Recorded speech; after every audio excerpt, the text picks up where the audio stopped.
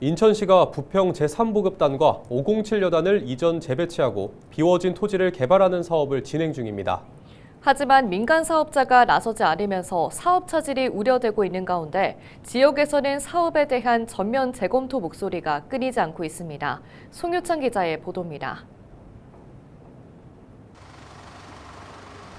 부평구 상곡동 제3보급단과 507여단을 북해일신동 제17보병사단으로 이전 재배치하고 이전으로 인해 비어진 해당 토지를 개발하는 군부대 이전 사업.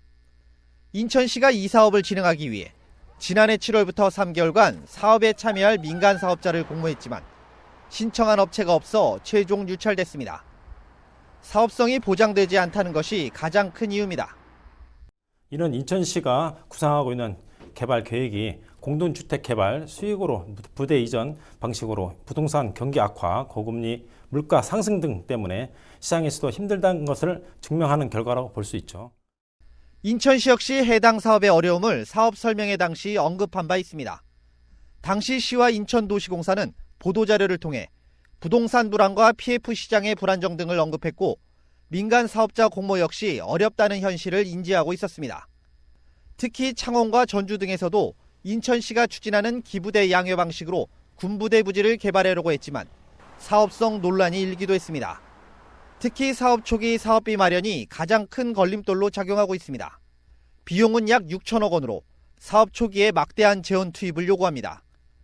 민간 사업자들은 쉽게 공모에 참여하기 어려운 상황이라는 것.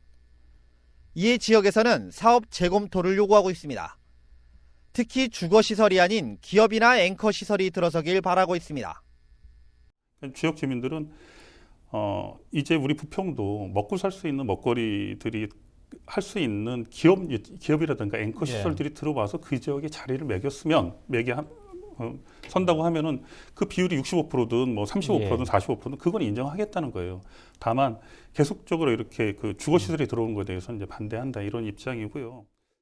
여기에 시 재정 투입은 물론 정부의 특별법을 통한 개발 진행에 대한 목소리까지 나오고 있습니다. 앞서 인천시의회에서도 사업 전면 재검토를 통해 사업 재구성과 함께 시 재정을 통한 사업 진행에 대한 의견을 내놓은 바 있습니다. 기부대 양육 사업이라고 이렇게 어떤 것을 못 박아놓고 이걸 추진하지 말고요.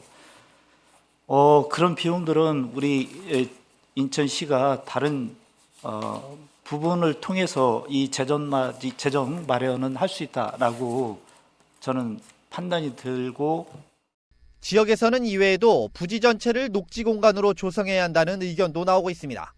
시는 올해 안으로 공모 유찰 대응 방안을 결정해 사업을 추진하겠다는 계획이지만 부동산 시장 침체 등 민간 사업자 참여가 어려울 것으로 전망되고 있는 만큼 사업에 대한 재검토가 필요해 보이는 시점입니다.